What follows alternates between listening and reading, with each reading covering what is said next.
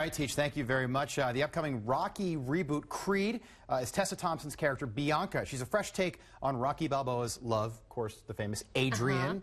Bianca, the outspoken musician, immediately captured the film's star. Now, I haven't seen it yet. It's Adonis? Adonis, yes. Adonis Creed's eye. So he plays... Adonis is Apollo Creed's son. Son, right? Yeah, son in the film. Now, the attraction between Adonis and Bianca, it's immediate. But the relationship, Rob, it's far from perfect, as was Adrian and Rocky. Right. And I caught up with Tessa Thompson on the red carpet in Chicago to get the full scoop on her character. So, what are you afraid of? I'm afraid of taking on a name and losing. They'll call me a fraud. Fake Creed. What'd you think about what's true?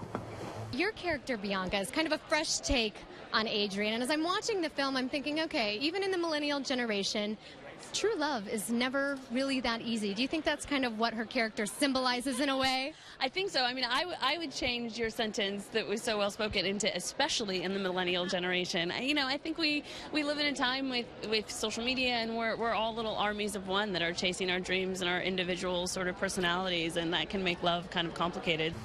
You love to fight, right? Yeah, it makes you happy, right? Yeah. Yeah, and you are Apollo Creed's son, right?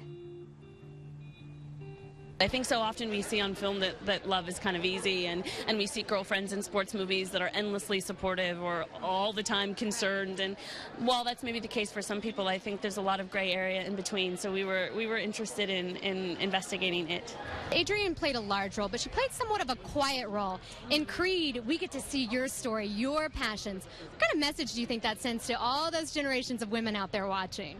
Oh, well, I hope it's something that they can feel inspired by, that women, you know, are not just accessories to a man's story. And I feel like that's sort of where we're heading culturally, where we want to see more nuanced portrayals of women. Every character in this film is fighting some sort of battle. Yeah. Why do you think Coogler chose hearing loss as Bianca's battle? You know, I think that the deaf and hard of hearing community is something that Ryan feels connected to.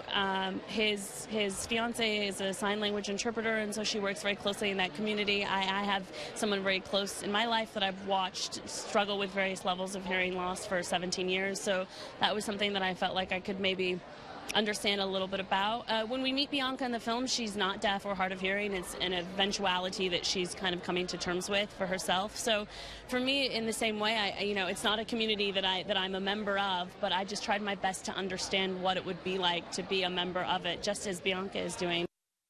I was telling you and Lisa, kind of as we were watching that, Tessa Thompson is the type of person that you would meet her on the street and you could just tell that she would be the kindest soul. I mean, she was so nice. She's beautiful. She's smart. Thoughtful. Like you said, some of her answers were just amazing. She was really, really nice. And she plays a great character. Yeah, well done, Court. I'm looking forward to that. Thank you.